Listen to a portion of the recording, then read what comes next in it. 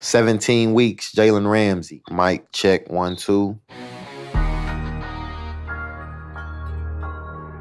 From Uninterrupted, this is 17 Weeks, the show that gives you the real-time perspective of NFL stars living through the weekly grind of the season. I'm your host, Nate Burleson. You've probably seen me on your TV screen talking football, and I played over a decade in the league and did my fair share of interviews. But Uninterrupted didn't exist back then. That meant we needed the media to share our opinions on the game that we love. But that's all changed. Now, athletes can do it right here on 17 Weeks. That's exactly what Jalen Ramsey has been doing for us. He hasn't been holding back anything on all the trade talk in Jacksonville. It's not facts talking. A lot of these times, it's just outlandish bullshit, to be honest. Out of NYC, we've got Le'Veon Bell laying out his thoughts on the Jets' 0-3 start. I've been sensing a lot of people want to see the New York Jets fail, see me fail. We got to put everything together, and once we put everything together, I think we'll be fine. And in Buffalo, Bills wideout Cole Beasley is getting ready for the Patriots D in a matchup of undefeated division rivals. I know nobody wants to believe it's just like any other game for us, but I mean, in our eyes, it's no different. Later in the show, Cole Beasley is joined by his teammate and fellow wideout Isaiah McKenzie to chop it up on the Bills' 3-0 start and much more. Well, being 6 foot, that kind of, I mean, he's not 6 foot. And as always, I might share a story or two about my playing days in the league. This is 17 Weeks. Before we get to this episode, quick timeout. 17 Weeks is brought to you by Uninterrupted, SiriusXM, and Pandora. New episodes drop every Thursday. You can listen to them on demand on SiriusXM and for free on the Pandora app. Wherever you listen, be sure to subscribe, rate 5 stars, and share the show too while you at it. All right, let's get to the show. Last week, Jalen Ramsey and the Jags were locked in a trade dispute that had the whole league talking. But as for now, he's still in Jacksonville, which means he's still playing hard for the Jags. Thursday night, Jalen played a good game and forced a fumble in the Jags' Week 3 win over the Titans. Despite all the talking heads going crazy, Jalen did his best to tune out the noise and stay focused on the matchup. It was kind of a struggle to kind of clear my mind. Tried to meditate a little bit, tried to kind of read the Bible and just pray on it and talk to God for a little bit. But I was trying my best to clear my mind and try to get ready for the game as best as I could. I feel like I did an okay job at that. It was still a lot on my mind, honestly. Arriving at the stadium and going through warm-ups, all type of emotions going on. But once I got on that field, once we had our first defensive snap, I mean, I just kind of locked in. I'd say the emotion really came from the unknowns, not knowing if that was going to be the last game with my teammates, not knowing how the fans would interact out there. Would I be getting booed out there? Would I be getting cheers out there? Just not knowing the speculation and all the talk going on and leading up to it, not knowing how focused my teammates will remain through all the distractions that everybody tried to create. So it was more so the unknown that gave me a lot of emotion. All right, story time. When I was playing with the Detroit Lions, and Ndamukong Suh was on our squad, and he was a beast, a defensive juggernaut, just like Jalen Ramsey. But here's the thing, though. Ndamukong Suh kind of rubbed people the wrong way when he got in the league. Y'all remember, always playing through the whistle. And if you listen to me talk about him in the past, I've always thought I'd ride with him in his mistakes because I love a guy that's passionate. It's very similar to Jalen Ramsey. There's people that are in that locker room that love him. That's family. That's their brother. And they'll ride with him until the wheels fall off. But there's people outside of that locker room saying, Jags, what are you doing? Here's another spoiled athlete that wants things his way. He's brash. He talks too much. I don't know if he's good for your team or good for the culture. And I disagree. And sometimes you need a dude whose piss runs a little hot. When Suh left, it was hard to replace that. If Jalen leaves, it's hard to replace that. But the simple fact that he talks the talk and then steps on the field and backs it up by walking that walk, that's why they're trying to make it work. I hope he stays. Because years from now, the Jags will look back and think to themselves, damn, we traded away one of the best corners of his era? We'll see. Jalen and the Jags front office remain at a standstill. The question to Jalen now, was Thursday night his final game as a Jag? I'm not sure if I've played my final game for the Jags yet or not, but my trade request still stands. For me, respect is a huge thing. I kind of touched on it a little bit last week in last week's podcast, but once respect is lost for both parties, I think it's time to part ways. I'm going to continue being a top corner in this league for years to come. The money will come, but money isn't everything. Peace and happiness means a lot more than the money. On top of all of the conflicting emotions, Jalen has been unable to report to practice due to flu-like symptoms. Then his back and hamstrings started acting up. More fuel for his critics. Was truly sick, had the flu, was throwing up, threw up at least 4 times, had the shits, had to go to the doctor, had to get IVs, had to take all type of medicines, eat chicken noodle soup, do all the remedies that I could do. So that wasn't fake, as people may think. I don't know, people can get a mixed view or a screwed view on the players or the organization or whoever during tough times like this. That's why I've tried to keep it all positive, even in my press conferences on this podcast, try to keep it all positive and just give a little insight. And so I'm gonna keep it that way. Just because people thinking this or that, they can think what they want to think and be miserable in their own time. I'm gonna keep it all positive, man. It's only positive vibes and positive energy all 2019. It's not just about Jalen. All this trade talk has analysts thinking about the whole future of the league. Here's what Hall of Fame quarterback Steve Young had to say. This is the NBA now. He went on to say the NFL is going to have to come together as a league and say, we're not going to do this because it will be insane. Every guy that's on a bad team's like, get me out of here. Jalen didn't hold back in his response. The NBA's culture is dope. Like, let's not get it twisted. I think everybody in the world knows that the NBA has one of the dopest cultures in all of sports. I don't really get that being a negative thing.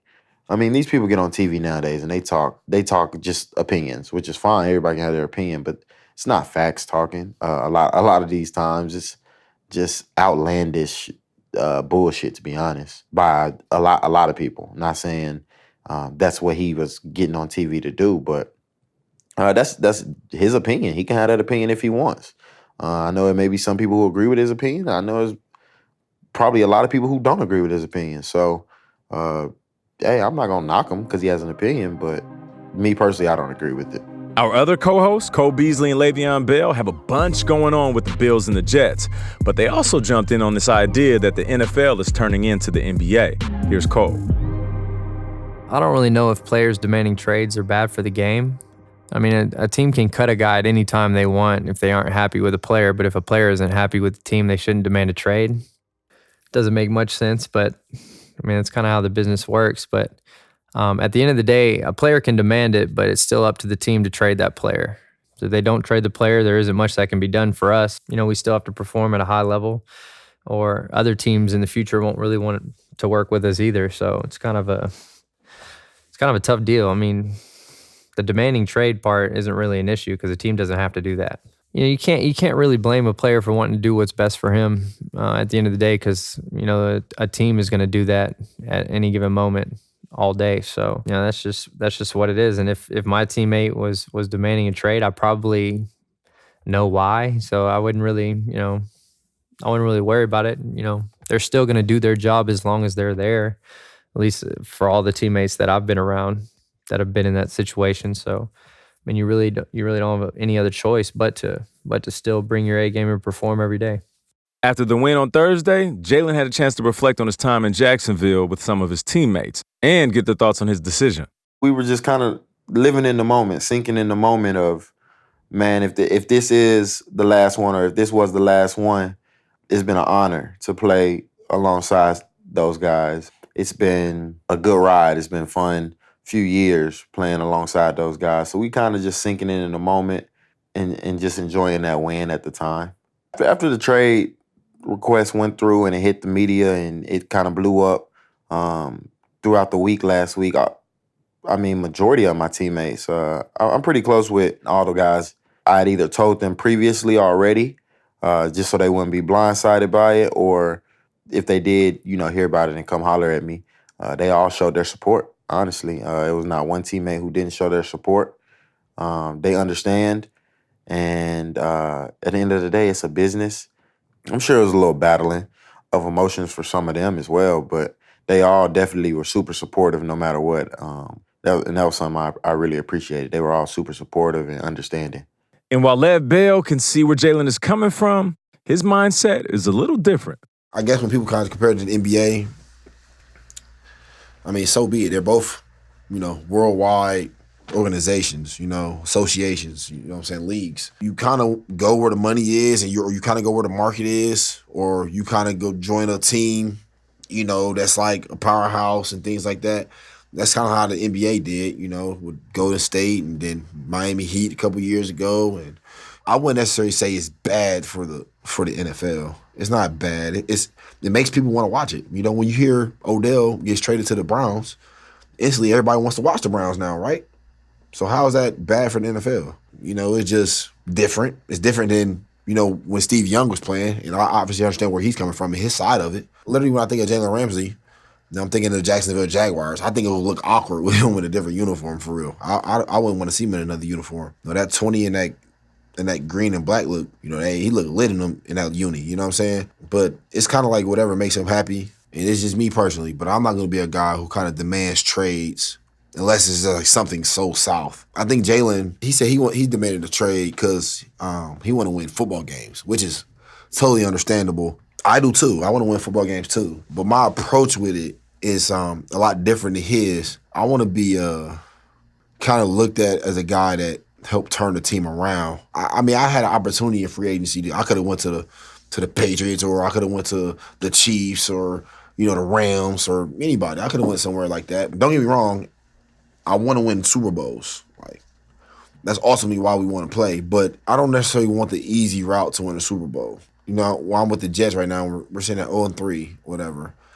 I want to be looked at as a guy who helped turn that around, and we move forward. Not necessarily demand a trade to go to a team who's necessarily maybe 3-0. I think if you're doing your job, everything can be smooth. I'm not performing as great as I could be performing right now. If Jalen feels like, he's in a spot where he's performing at his best and there's literally nothing he can do, then I understand where he's coming from.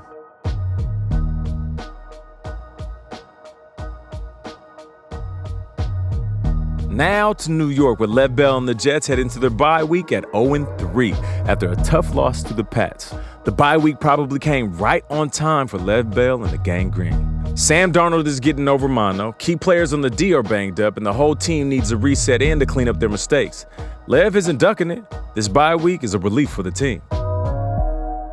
Before the season even started, I was so upset when I seen the schedule. We had a bye week 4. I was so upset. Just because of the fact I was thinking, dang, why we have a bye week so early? But now, that we're here, we have, our quarterback is sick, CJ went down. It's been a lot of injuries. And, even with myself, me just playing with this shoulder right now, I think when I get a whole week off and not have to worry about getting hit on it again, just everything's going to reset and everybody better refocus and get healthy. And it'll be a new season for us. Right after the bye week, it'll be a new season. Everybody kind of reset. Okay, we got 13 games left. All the things we done wrong, all the things we have done negatively, and we're going to take all that and we're going to try to detail it up and get better. And on top of that, we're going to get a lot of players back. Now that hindsight is 2020, I love that we had the bye week 4. I just pray that, everybody takes this bye week seriously. And when I say that, I mean literally rest on the bye week. I'm not even gonna lie. I'm a guy who loves playing basketball and I love, being active all the time and running. But I'm gonna be super smart with the way I handle things, just understanding the fact that the bye week is early. We still have 13 games left, regular season, and that's not even counting playoffs. So everybody gotta embrace the bye week, and we move forward from that. After the game, Lev tweeted this message to his critics. All you haters, enjoy it for now. Just don't go Casper when all this gets turned around.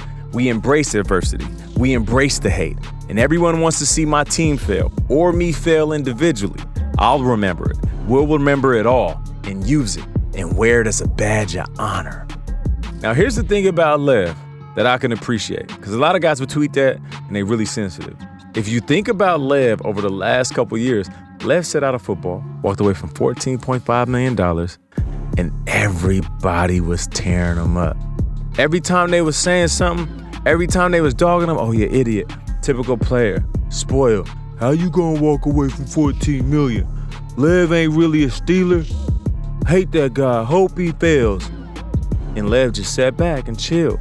So the fact that he says, we embrace the hate, we embrace adversity, Lev already been through this. So I believe every single word. And you know what else? When guys tweet, they're not tweeting the world and social media and the dude in his drawers in his mama's basement. Nah, they put out stuff on purpose so their team could see it. The loss to the Patriots also gave Lev a little bit of perspective on where they are versus where they want to be, especially compared to a disciplined team like New England. Here's Lev on the champs. Getting ready for the Patriots, you're going to prepare as you would prepare for anyone, right? But it's not the way I'm going to prep for them. It's just understanding that they're not going to hurt themselves. The Patriots don't do that. Like the Patriots, they play fundamental football. They're all going to be in their gap. They're all going to be where they're supposed to be, and they're going to make you execute. So a lot of coaches really, when it's like 2nd and 10 or something, they try to get a little change. What I mean by change is like they try to get some yards back. You might even run the ball again, right? You say, so if you run the ball again, say if you get 6. Say if you get 6 yards on the run, and it's 3rd and 4. The Patriots will live with that because they're like, okay, it's 3rd and 4. We stop them when it's down. We off the field. You're not going to keep converting 3rd downs. Like 3rd downs are tough to get. When you're on the details, you're able to execute and you're able to make the plays that present themselves. That's what the Patriots live off of, even on their offensive side. If you watch Tom Brady play, he takes what the defense gives him. He doesn't force anything. So they're going to run the ball. And everybody talks about Tom Brady a lot in the Patriots just because he is their, like, the face of their franchise. And, you know, he's been there for a long time. But if you watch the Patriots play and just really watch them and study them, they're like a running team. Like, they're a team that runs the ball. Tom Brady's able to play action or run a run-pass option because you're so, as a defense, you're really worried about the run. And he's able to find guys wide open because, okay, now guys been on the play action fake. So I got a guy wide open over the middle. I got a guy to the left of the seam. And that's really one of the rare teams that I've played in this league who every time I play them, they're like that. It takes like leaders. As a New York Jet that I am now, I feel like, why would it not be me to be the guy who kind of lead this team to make sure I'm doing everything correct? You know, if I'm out there and I'm not, making any mistakes and I'm playing, with perfect detail, then I'm gonna be allowed to hold other people accountable. Right now, I feel like I even gotta get better. The Jets aren't the only New York team going up against the Pats early in the season. In Buffalo, the undefeated Bills have their toughest test of the year as they prep for Tom Brady, Bill Belichick, and the defending Super Bowl champs. Here's our boy Cole Beasley on getting ready for the Pats. A lot of people, they want to hype up the game, us versus the Pats, and they want to make it something different than what it really is. I know nobody wants to believe it's just like any other game for us, but that's really what it comes down to. It's just the process of preparing each week, just like it was the week before. It's really, in our eyes, it's no different other than the color of the uniform, with how we approach the week and how we go about each day. So I know people want to hear that it's different, but it's really not for us. We wouldn't be doing our jobs the right way if we made it different for one team to the next. It has to be the same. Now, Cole, I love you, fam. You're my guy. We go way back. We like brothers. But I completely disagree with you. Now, I get it.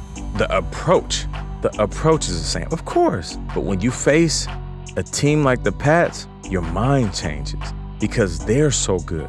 Cole, like I knew, what do coaches say when you face a bad team? Hey, beat up on the team you're supposed to beat up on. This game, we need to get this dub. But when you're facing a team like the Patriots, what do they say when you walk in that building? Hey, it's Patriot Week. Every detail counts. And the smallest mistakes can lose us this game. That's why prepping for a team like the Pats has always been more stressful. Is the week the same? Yeah, every week's the same. But the preparation, that's what takes it to a whole nother level.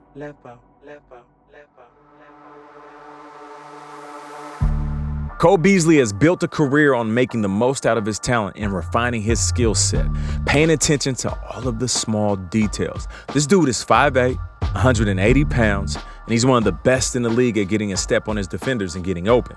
How does Cole do it? Well, me, being the stature and the size that I am, separation is key for me, and that's what my game is. So, really getting separation is all about attacking a DB's leverage and keeping his hands off of you. Good discipline at the top of the route. These guys are paid too. They study you just like you study them, and they're constantly looking for any tips that can give away the route you're running. Maybe at the top, if you look down before you break, if you drop your hands before you break. But really, a good release is key. Once you get a DB chasing you and out of control trying to catch up, you got them right where you want them. The Bills wouldn't have picked up the dub without their talented young quarterback, Josh Allen. Allen has his fair share of critics, though. But as a 6'5" mobile quarterback with a strong arm, Cole sees a lot to like. Oh, his elite skill is his arm, no question. Dude can throw it through any window if he wants to. He can throw it downfield. He can throw it probably through a DB if he needed to. He's definitely up there with the best arms in the league. First week I got there, I had to tell him to tone it down a little bit. Well, we were just routes on air, and I was about 5 yards away from him. I got my head around, and it came at me so fast. I was like, dude, if there's linemen in there, it's going to be, I won't see you sometimes. And if I just see that ball kind of coming over the line, it's going to be hard for me to react that quick to catch it.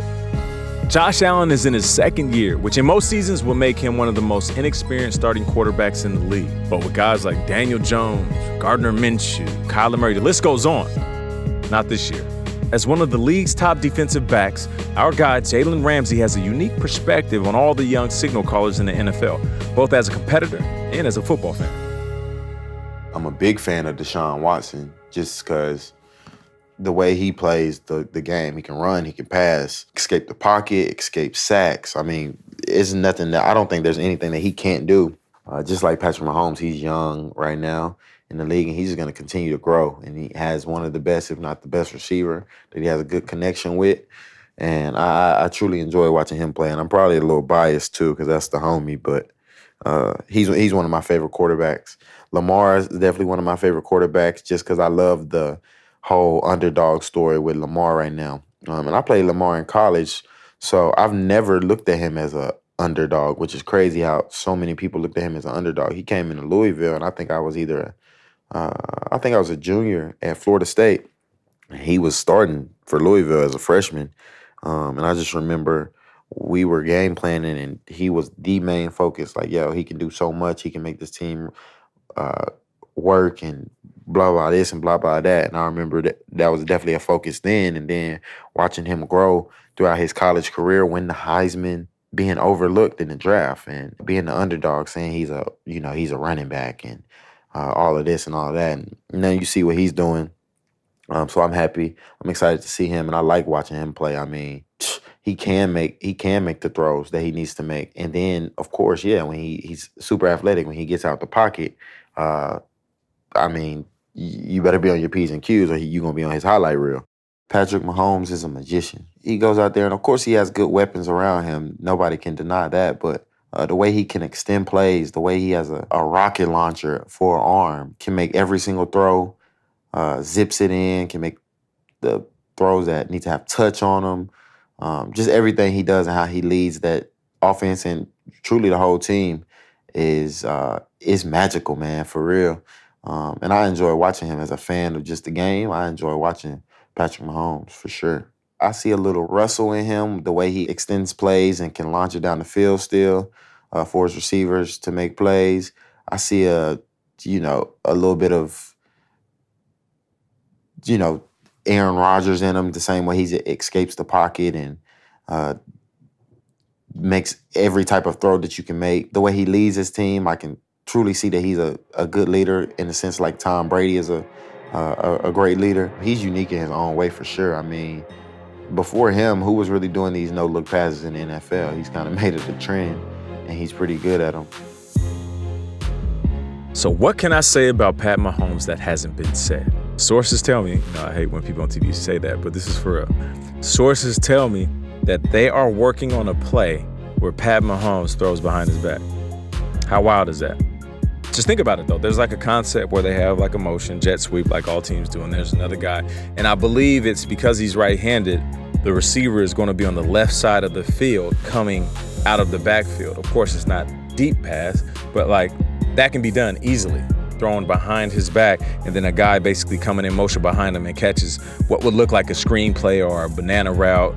That is going to happen, folks. And if that does, I think it's going to be the first time in the NFL where like NFL fans will look like 90s NBA fans on a fast break. You remember 90s NBA fans on a fast break? Shit was ridiculous. Jordan will come and take off from like a step inside the free throw line. You look in the crowd, one dude is losing his popcorn. It was the wild, wild west. And if Mahomes throws a no-look pass, man, they better have extra security because it's going to be straight chaos in those stands. Le'Veon Bell brought up Mahomes too, and where Tom Brady stacks up in the GOAT conversation as well.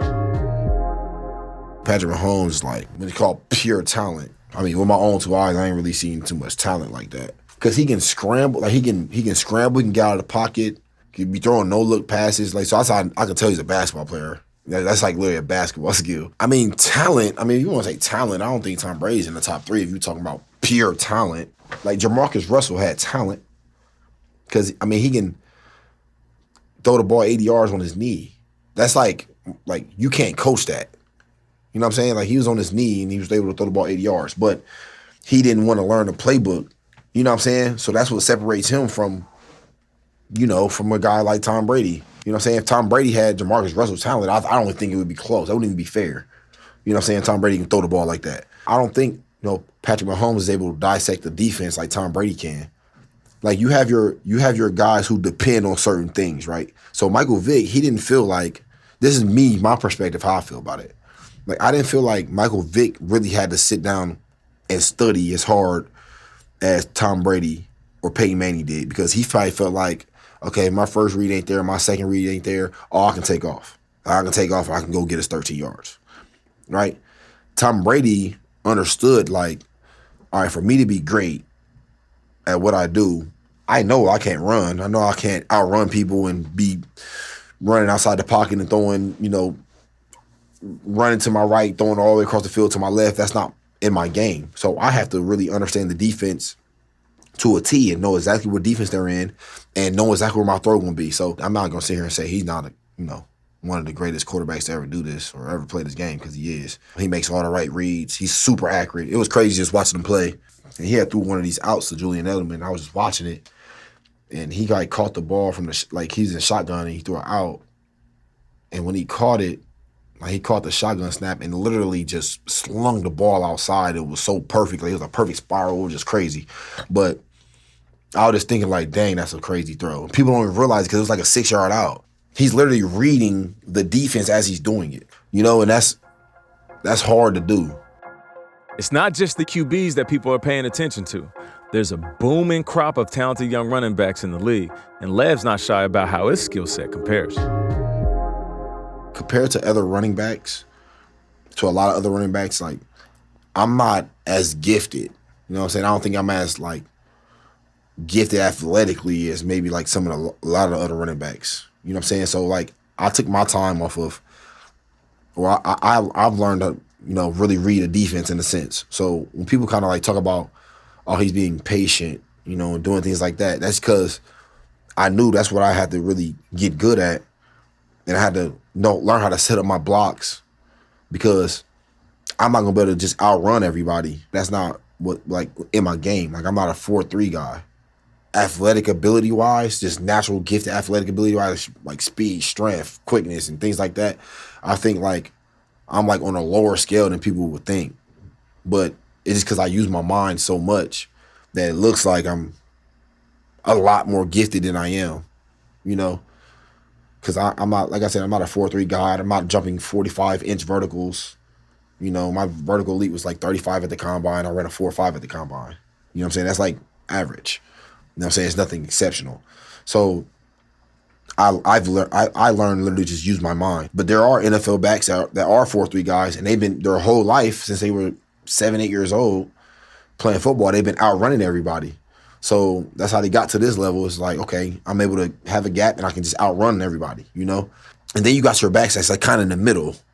Like, and I look at like, so you got like the backs who like really speedy, like, you know, like Dalvin Cook. He's like, I think he's just like superior. He's just faster than everybody, right? He gets a seam, he's gone. I work out with Dalvin Cook in Miami. And Dalvin Cook, like, that's why I said I know my speed is not like his because I just see it in person. And I done ran with him. I was with him while he was in Miami. We was training at Bomberitos, and he's like getting back to his thing. And I was looking at Dalvin like, yeah, Dalvin can be a special player. I can still read the back. I can still read the holes and things too. And I look at like Alvin Kamara like that. Like, I think Alvin Kamara is like, he's not the craziest gifted athlete, but he is athletic. He reads the holes well too. Like, he can like take his time to read the holes well and things like that too. You know what I'm saying? Like, Christian McCaffrey is another one.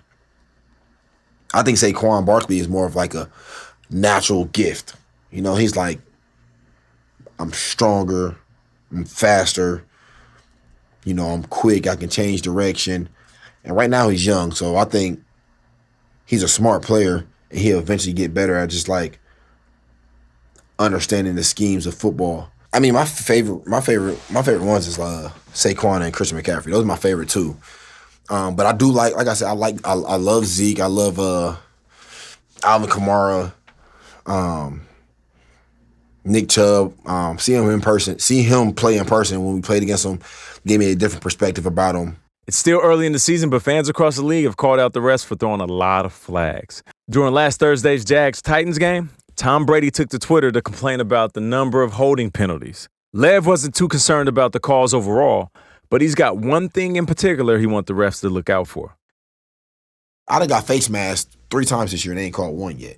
You know what I'm saying? So I'm waiting for him to call face mask for me. This is one time I got my head turned 3-4 times already and I haven't got one yet. So that means if I start complaining about that at some point, I think maybe they'll make that a point of emphasis next year. So maybe I need to start complaining about it. Because I be in the game and I tell the refs, and it's like, oh, sorry, we didn't see it. But I'm be thinking like, don't none of the refs see me get tackled? Like, how are y'all not seeing me get tackled? My whole head is turned this way. I just kind of get up and play football. I complain a little bit. You know what I'm saying? They might give me a makeup call later on or something, but I just want to make sure my neck just stay intact, you know? I ain't trying to lose my head. We're going to finish up this episode with good vibes and stories from inside the undefeated Bills locker room with Cole Beasley and fellow wide receiver Isaiah McKenzie. Before we get there, it's time for Quick Outs, where our guys talk about their off-the-field passions, hobbies, and whatever else makes them more than athletes. This week, both Lev and Jalen talk about their games on the basketball court. Maybe there's a one-on-one matchup in the future. Let's go to Lev. I'm like the LA Fitness / Lifetime Fitness LeBron James. I don't know if everybody know that, but I play a lot of basketball. You know, I can score whenever I want, literally. Like, I can go there, you know, I can do whatever I want. Like, literally, I can dribble, penetrate, shoot, dunk, threes, it's whatever. But I'm like pass first, if that makes sense. So it's like when I beat my man, it's kind of like I'm just dishing it off more so than like trying to score. You get what I'm saying? So I'm more of like a pass first guy, but I can go get a bucket whenever I want to get a bucket. If all the players in the NFL play one-on-one basketball tournament, who will win? That wouldn't even be close. Lev Bell. Anybody else can beat the tournament. I'm taking all challengers. If anybody think they can beat me one-on-one in basketball, please let's do it. Let's line it up and do it. Here's Jalen. Man, I'm gonna have to get a couple of my teammates, AJ, Leonard, D.D. Westbrook. I'm gonna have to get a couple of my teammates on this podcast to vouch for me, and because these basketball, I'm a bucket. I'm a walking bucket, like Tyler Hero said. I'm a walking bucket. And I think the only person who could probably beat me in one-on-one is LeBron James. One-on-one, I'm undefeated. Like LeVar Ball used to say, I'm undefeated one-on-one. I ain't never lost. Let's go to Cole. I'm super excited. My alma mater, SMU, is 4-0 with a big win over TCU this weekend. You know, I have some stories about my times there. I have this memory It's not one of my best memories, but it's kind of a funny one. I was at a party with my teammates. I wasn't much of a drinker at the time, but that night I had a little too much fun with my boys. Luckily, I had my future wife, who's my girlfriend at the time. She was with me and she wasn't drinking. She drove me home. Well, she thought she was driving me home. About 5 minutes into the trip, she wasn't even driving that fast, but it was making me dizzy and nauseous. I felt like I was about to throw up. So I told her to pull the car over. She lets me out just at this random person's house. And I'm just in the front yard, just blowing chunks. And then she's yelling at me while I'm blowing chunks. I mean, I'm about to pass out. I'm so tired. She's yelling at me. She's like, "You need to get in here. The cars are gonna see you intoxicated. You're gonna get in trouble." So I started crawling into the bushes at this house, like right up by their front door. And I take about a 30-minute nap. No lie, it was literally 30 minutes before I finally get back in the car and I made it home. My wife has been taking care of me for a long time. I married a good one. And now it's time for our first guest of the season on 17 Weeks. Here's Bills wide receiver Isaiah McKenzie sitting down with our guy Cole straight from his home studio. The two teammates discuss making it to the league as undersized wide receivers, their "oh shit, I'm in the NFL" moments, and Cole's game day demeanor, plus pregame speeches and much, much more. Cole, take it away.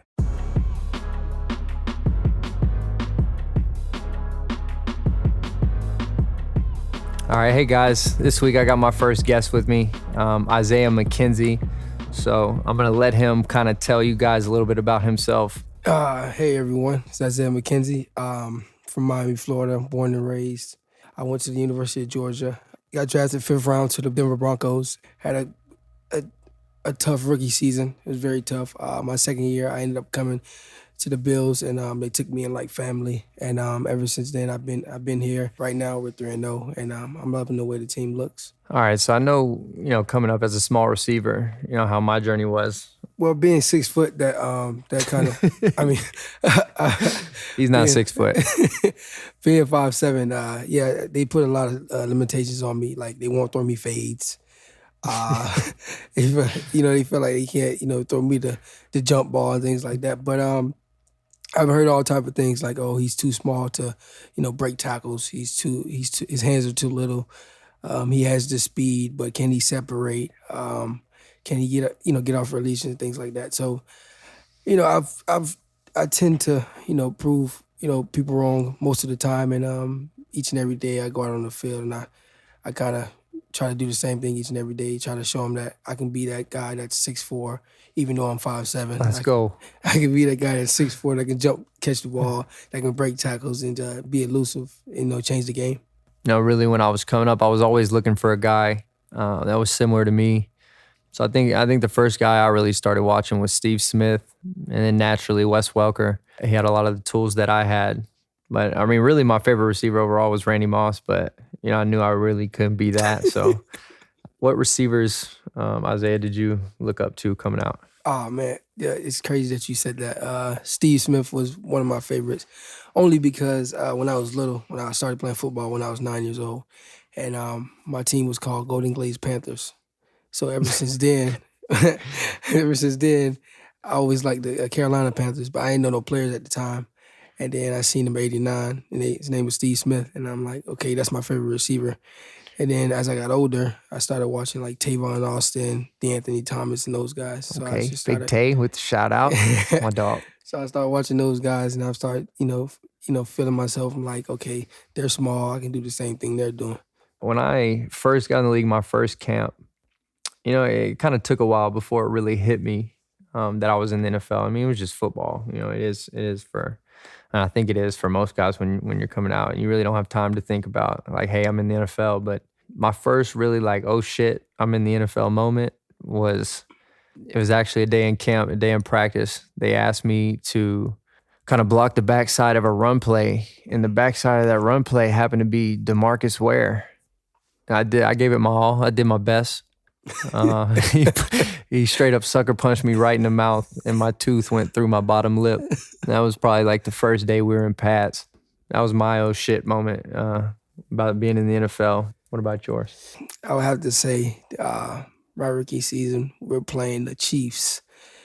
And I was taking out a kick return that I probably shouldn't have took out. But I took out a kick return. The guy was probably like 6'4", 6'5", 230, 240 maybe. And he hit me dead in the stomach. He hit me dead in the stomach. I'm returning it. I'm like, oh. So I got back up, threw the ball to the ref. I went to the sideline. And the coach goes, oh, they hit hard. I'm like, yeah, coach.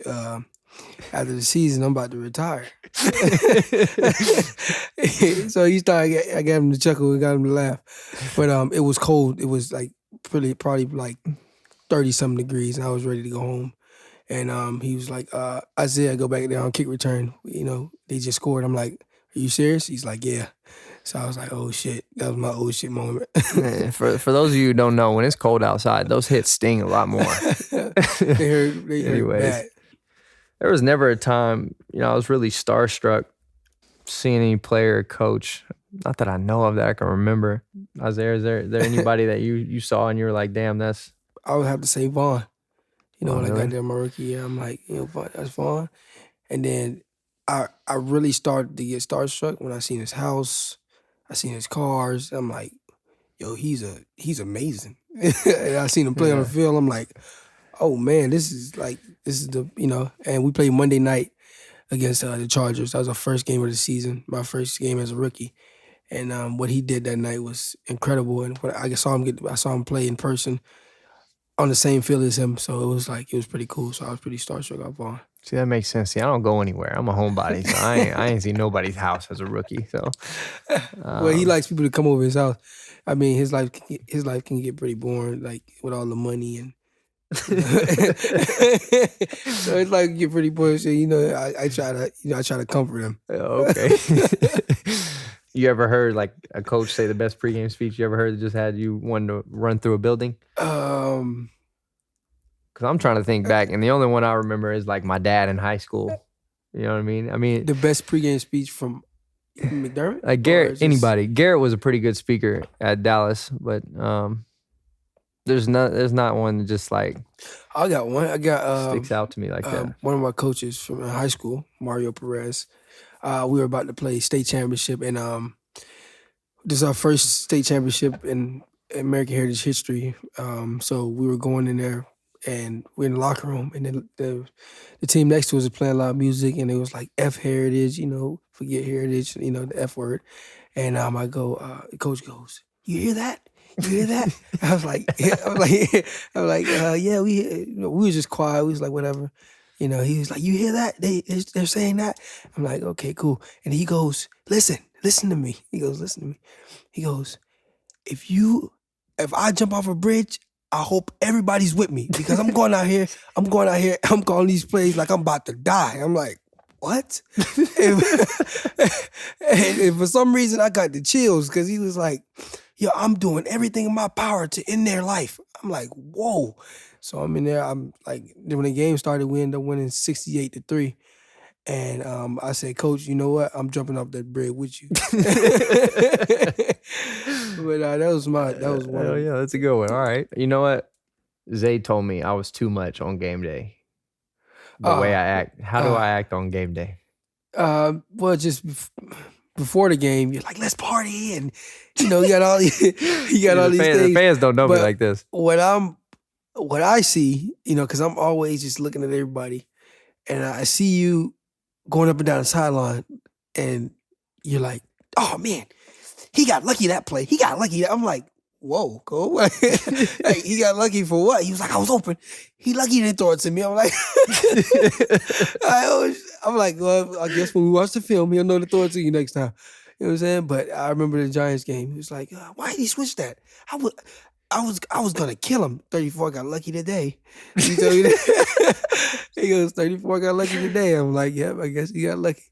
But yeah, what I see up inside the sideline is like you're hyped up, and it seems like every time you get on the field, you destroyed somebody. I'm always watching, but I'm always watching, so I'm like, okay, yeah, you got him, But I just I'm one of them dudes that talk shit on the sideline. I don't say shit on the field. Nothing on the field. Yo, nobody hits you too hard. Like, yo, Hell check me no. out. I don't want to talk. I'm sorry. You know what I'm saying? But That's what I see. And Zay obviously sees the same thing. But Zay says I'm too much. I see people being quiet on the sideline. I try to get in their ear a little bit and try to give them some juice, but they don't want to hear it. Some guys kind of stay in their zone and don't really talk. But I'm not that guy. I'm ready to party. Yeah, I feel you. As a sixth man of the year, I just try to stay hyped on the sideline. No question. Yeah, sixth man of the year. I gotta cheer my teammates on, and when I get in, I get out. You make plays when you get in there. That's what I'm talking about. I've been there, man. 6 man of the year. You got a tough Wednesday tomorrow. Nobody looks forward to Wednesday. It's full pad day. When you're listening to us, it doesn't seem like it's much just to put on some pants. I don't even put my pads in my pants, so I'm over here bitching and complaining. And I don't even put my pads in my pants. Just put my shoulder pads and my helmet on. I don't know. I think it's just because it's close to the game. Everybody's still sore. You put full pads on, it makes you feel like you're gonna go out here and hit everybody, even though we don't really hit like that, especially us as receivers. I know I don't touch anybody on Wednesday. I'll be upset if somebody touches me on Wednesday. Really, Thursday's probably our hard day, but Thursday's our hard day because we gotta run more routes than in the damn game. It seems like it's just pass day and third down day and red zone day. So Dave likes to throw the rocks. We're just throwing it and running downfield like chickens with our head cut off on Thursday. As a receiver group, though, it's pretty fun. It's it's a little loose. It's a little when it's time to do our job, we do our job. When it's time to crack a little joke, we crack a joke. We just we don't mix business with pleasure, but we get the job done. Well, we do have a little bit of pleasure. I had actually this week. I had all the guys over. Well, I tried to get all the guys over. All of them didn't come, but the majority of them came. I actually made my dad cook out on the grill because I don't really do much cooking. But luckily, my dad was in town, so we had a little barbecue. All of them came over, hung out a little bit, played with my kids, kind of wore them out for me. So it's good to kind of get together and have those things so we can be closer as a unit. When you get close with your teammates, it makes it easier to go that extra mile for those guys on the field. That's what we did last, as a group. We just kind of hung out together at my house. Nothing crazy. Watched the deer outside in the backyard. I don't know if Isaiah's ever seen a deer before. Nah, I mean, I actually hit a deer once in Georgia. Of course you did. With somebody else's car, and I had to pay her. But I'm like, you have to wait till I get your pros so I can pay you back. but I still didn't pay her since then. But that's her fault for letting me drive. Yeah, like we have. I want to know. This is a question that I've been wanting to ask. Yeah. Is who controls the music in the locker room?